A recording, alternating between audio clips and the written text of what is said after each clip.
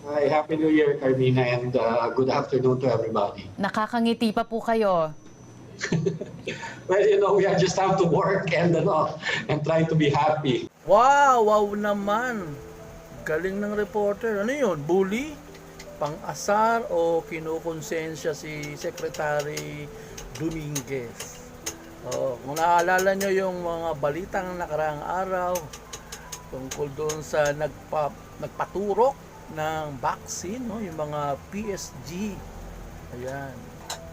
Kung bakit daw nagpaturok yung mga yon. Kaya nga meron dito tanong eh. Saan ba yung tanong na yun? Ito yung tanong. Sabi dito yung tanong, ano raw ba ang problema nyo? Yan. Sa mga nagrereklamo, sa mga nagpaturok na PSG, no? Yung tinutukoy natin vaccine para sa COVID-19. So anong problema ba? Bakit kayo reklamo ng reklamo kung nagpaturok sila, no?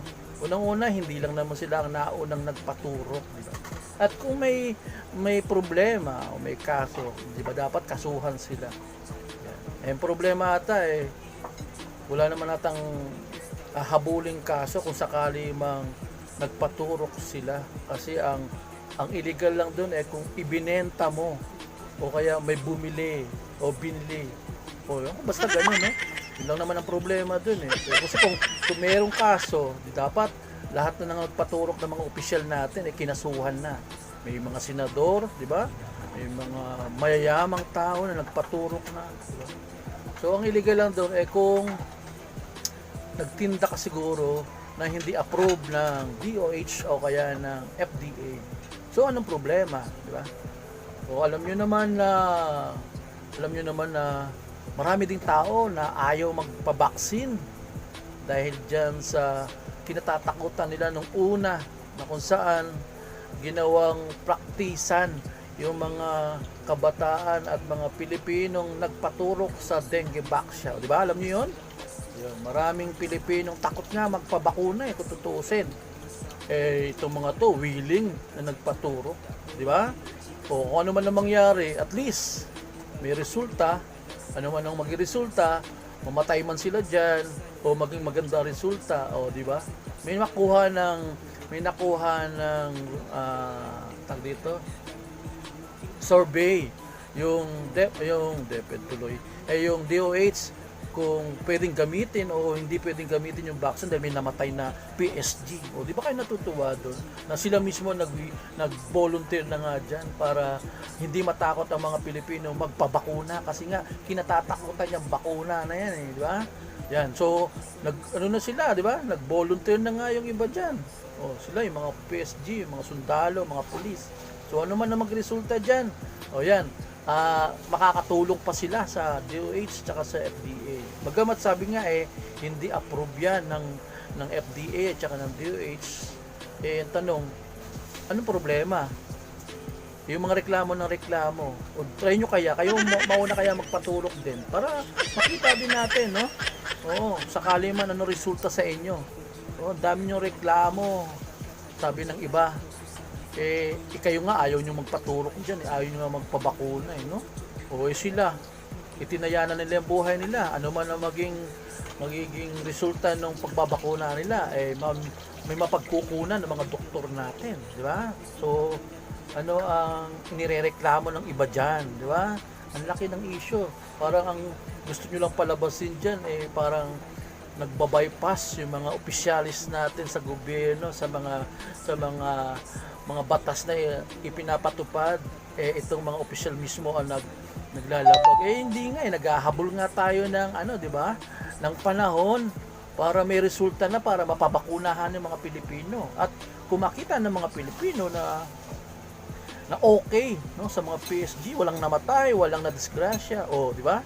Baka yung mga Pilipinong ordinaryo diyan baka sila pa ang magkumahog para magpabakuna. Hindi kagaya ng mga nakaraan kahit libre na ayaw pa magpaturok ng bakuna. Di ba kayo natutuwa doon? Parang ganun. Okay.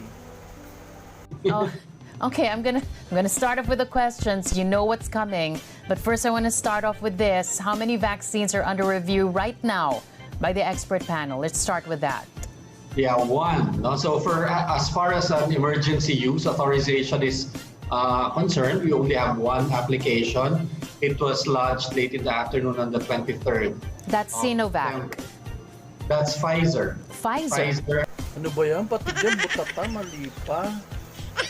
Yeah, the Pfizer COVID-19 vaccine applied for an emergency use authorization. In terms of the clinical trials, we have 3 under review who have applied to do clinical trials here. That is Sinovac, Clover, and Janssen from Johnson & Johnson. Okay. So what was the president talking about? What was he saying that, and this was confirmed by Secretary Anyo, that some members of the military, cabinet officials as well, have been inoculated. What is this vaccine that they used, Dr. Domingo? Ay, nako. Medyo naman halata. Masyado namang halata yan. May gusto lang talaga kayong banatan. I have no idea. I don't know what brand it is or from what country it came from because, well, as of now, there's no registered vaccine that is authorized to be used in the Philippines. So if there was a donation or if there was some sort of someone brought in vaccines and used it, I do not know what brand it is. No, so far as I know, in the world, there are several vaccines that have been given EUAs. That is Pfizer, Moderna, and I think in China there are 2, Sinovac and Sinopharm, and in Russia, the Gamaleya, the Sputnik vaccines. No? But like I said, in the Philippines, we've only had 1 application so far. But as FDA Director General, Dr. Domingo, aren't you concerned about the kind of an effect that this will have on the immunization campaign that has yet to begin in the country? Doctor? Ang bagal daw kasi ng proseso eh. May kwento pa nga dyan eh. Sana hindi naman totoo yun, no? Tama ba yun? Oo. Ito sabi lang naman, no? Baka naghahanap pa ng komisyon. Nangungumisyon pa. Sana hindi naman totoo yun, no? Eh, na may kwento-kwento lang naman. Para naman na kung sakaling may maaprubahan dyan sa mga sumusunod na mga bakuna na yan, ay may pakinabang naman kahit papaano. Eh, yun na may kwento-kwento lang naman po. Well, you know, what I am concerned about is that to make sure that the vaccine that will be available to the public would pass through the proper process, that it will be evaluated by the experts, that the papers and documents showing the quality will be seen by my regulators, and that before I give an emergency use authorization, that I am convinced that that I have reasonable evidence to believe that the benefit outweighs the risk.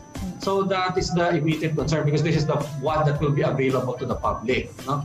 As for the rumors going around that people are getting vaccinated, the best I can do is warn them that, I do not know where these vaccines are coming from. I don't know what they are. If I were you, I would think twice before having something injected on my arm.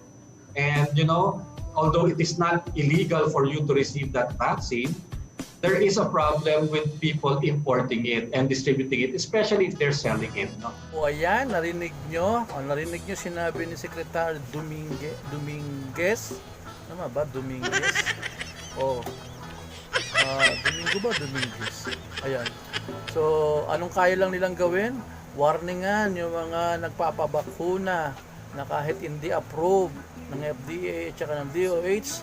So, ang kaya lang nilang gawin ay mag-warning. Di ba? So, mapipigilan nyo ba yun kung sino man ang gusto magpabakuna dyan? O kaya naman, at saka wala daw di ba? Wala namang illegal kung sakali man na sila ay magpaturo. O ano ang sinasabi dyan ng mga reklamador? Taste. Yan, may taste tuloy. These are not allowed by law. Yeah, exactly. And that's why we had health reform advocate Dr. Tony Lechon just a few minutes ago on the program, and he said, maybe it's about time for you to seek the NBI's help here, conduct an investigation, and go after the ones who are behind this. Hala, magpapa-MBA kayo? O, sino nga habulin ninyo? Yung mga nakahubad, ba't ka nakahubad dyan? Okay, sino nga habulin ninyo?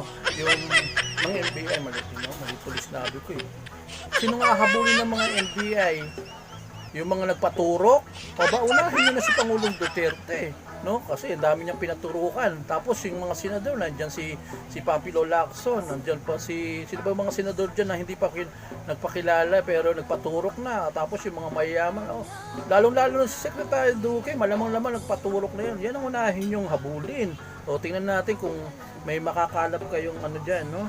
Unang-una, walang matibay na batas para ipakulong at ipahuli ang mga yan. So anong hinahabol-habol, tinire-reklamo pa ng ibang tao dyan, di ba?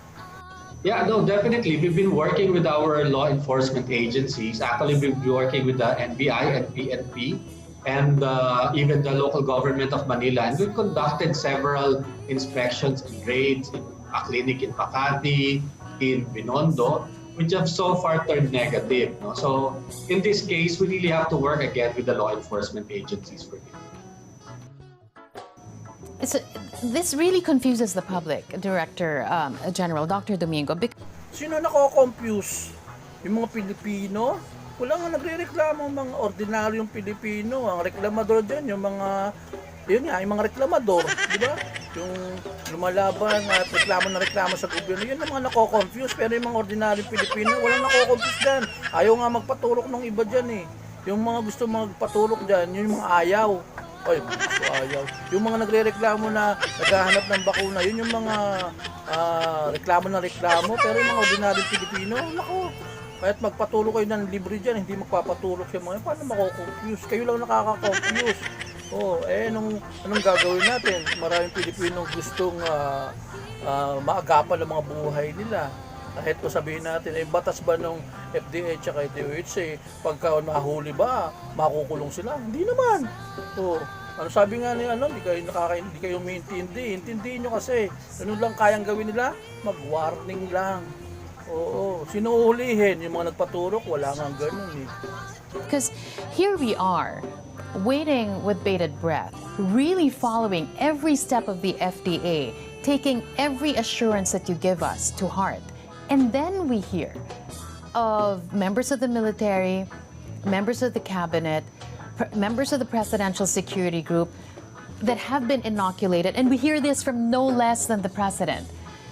Does it concern you that the public now perceives that there are two kinds of systems, one for us and one for those that have access, even though it's still not been made available to the public? Dr. Domingo, what do you say to that? Ay nako, sa'yo siya nako-confuse. Pati ikaw, confuse ka din. Paano siya mako-confuse? Alam naman niya kung ano nangyayari. Yun nga lang, hindi sinasabi sa kanya. Diba? Alam niya po ang nangyayaring bakunahan dyan, turukan ng turukan. Alam po niya yan. Hindi na lang siya nagsasalita dahil siyempre, pahuhuli niya, pakukulong niya. Ano naman kakayahan niya para ipagawa niya yung bagay na yon, no? Alam niya yan, hindi siya nako-confuse. Nako-confuse siya sa mga reporter, tanong ng tanong. Dami niyong reklamo. Sila nga, ordinaryo ng tao, hindi nga nagre-reklamo eh. Yes, I am as confused as you. No, I'm also as bewildered that, because there is a process and there is a way for us to make sure that we can get the most amount of certainty when it comes to safety and efficacy of a vaccine. These are all products under development. We have to realize that. We're not even giving full marketing authorization. We're giving an emergency use authorization, which means that we will use these vaccines even while they are still under development. We do not know fully yet what adverse events will come out later on. But since we have an emergency, we allow them to use, knowing that they are useful, that they will help us, knowing that the benefit outweighs the risks. So if our people are getting products outside of that system, I would be very worried. I'd be very afraid for them. But what I can do for my part, for the FDA, is just to assure everybody that the products that will be available to you, that will be sent at the government hospitals, that will be used at the public health centers, that will be given to the frontliners and the elderly, will pass through the FDA, and that we will do our best not to make sure that they are evaluated properly before we even give the authority for them to be used, even during this emergency situation. When you heard the president say that, Nagulat ho ba kayo? Were you just as shocked that he was so truthful and he's so honest to the point that it actually, put you between a rock and a hard place? The FDA in general, Dr. Domingo. Siyempre, natural. Gulat siya. Secretary ba naman siya ng FDA, tapos siya walang alam na may nagpaturok na, di ba? Siya pa nga itong sabi, wala pang inaaprubahan ng mga bakuna, tapos may mababalitaan siya na may binakunahan na. Ayot yun pa mga sundalo ng ating Pangulo. Pero at least, ang ating Pangulo, honest, umamin, di ba? Umamin siya na tinurukan yung mga sundalo niya, di ba? Kaya lang, sa simpleng salita, may gusto lang kayong palabasin dyan, no? Na ang ating Pangulo ay nangungunang lumalabag sa mga patakaran, no? Di ba? Yan ang gusto niyong palabasin. Ang tanong, sino kaya sa tingin nyo ang pwedeng bakunahan dyan sa labas ngayon at papayag bakunahan? O, di ba? Wala, di ba? So, kaya nga sinabi, mga frontliners ang uunahin. So, natural, pwede naman natin masabing sila ang inunang bakunahan kung sakali man, di ba? Makatulong. Kaya lang, siyempre, palalabasin nyo dyan, walang magiging matino dyan sa usapin na yan kasi kanya-kanya ng bakuna, kung sino gusto magbakunahan, yun ang una. Hindi ba nga, hindi nyo ba naalala ang kwento? Maraming ayaw magpabakuna dahil sa mga kwento-kwento kung ano ang laman ng mga bakuna na yan. Tapos ngayon, ayan na nga, meron na nga gumamit para at least yung mga test na yan masubukan. Ayan. Well, yeah, well, you can imagine my surprise. No, I was there, and of course, we've all been hearing rumors of people bringing them in, peddling him. Like I said, I've been asking my agents to go to run after them. Of course, hearing it officially that some people have received it, it's very, it was very surprising, no? Because, well, first of all, like I said, I do not even know what this product is, what the profile is. I don't know how it was handled. It's the FDA regulator in me that was thinking, did this go through the proper cold chain? Was this distributed properly? Was this injected properly? And these are the things that we have to consider. And I get you. I hear you loud and clear. But were you able to ask those questions to the president? No, I didn't have that opportunity. No? But maybe when we ask for more information from the staff of the office of the president, hopefully we'll get some more information. And at the very least, maybe just be more careful with the use of vaccines or drugs that are unauthorized. So since that time that the president issued that statement, you haven't had the chance to talk to him or talk to his staff about it? Ay nako, pasimple pa kayo. Gusto nyo lang utusan si secretary. Try nyo kayo kaya magtanong doon sa Pangulo. No, not really. But we are going to send an official letter. I'm going to send an official letter. In the same way that, when we had these rumors of a senator and a congressman having had these injections, I wrote them formally and asked them that there was a rumor that you had an injection. Can you please tell me who is peddling them, where you're getting them, because it's not allowed. Of course, I did not get any answers, but they didn't answer you? Try. They haven't answered. They haven't answered you yet? No, they haven't. I mean, di ba nakakaasar? Naasar si secretary? So we leave it at that? Well, it's not illegal for them to receive an injection. Butata ka na naman. Strike to na yan. Hindi talaga naiintindihan, no? Ba yan? Pinangang walang illegal sa pagpapaturok, Hindi ba maintindihan yun? It's not like I can interrogate a senator or a leader in Congress or the president for them to give me more information that I can ask for. We do work with the law enforcement agencies and continue with the investigations. Once we hear something like this, but that it's that's as far as I can go when it comes to this. Now, like I said, I'd rather focus on making sure that whatever vaccine is used by the public has undergone the proper process, and that we can get, a certain amount of certainty and confidence on the safety and efficacy of these vaccines. Okay, just as a final question, Dr. Domingo, because of this whole controversy over the weekend, how can the public trust what the FDA says or does when no less than the president says and believes many have been vaccinated already and yet you didn't know anything about it? Nako sir, ang kulit talaga. Inaasar ka talaga sir. Lahat talaga tayong magagawa na dyan. May gusto talaga silang palabasin. Dr. Domingo. Well, you have to trust somebody.